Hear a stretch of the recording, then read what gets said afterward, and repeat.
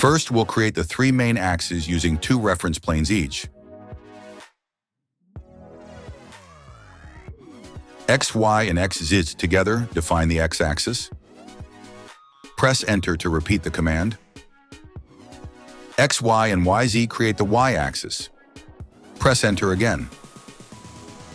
Finally, X, Z, and Y, Z give us the Z-axis.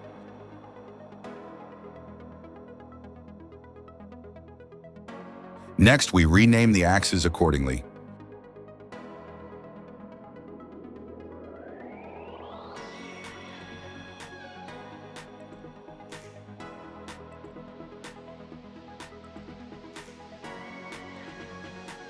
Now let's save this setup as a template.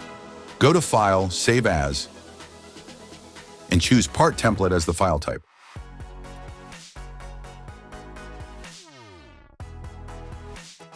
Enter a name of your choice and save the file.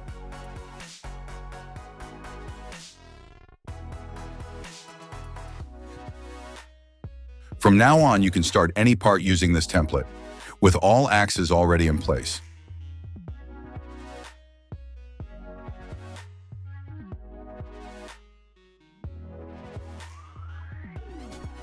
To make your workflow even faster, we'll assign a custom keyboard shortcut to toggle the axes on and off.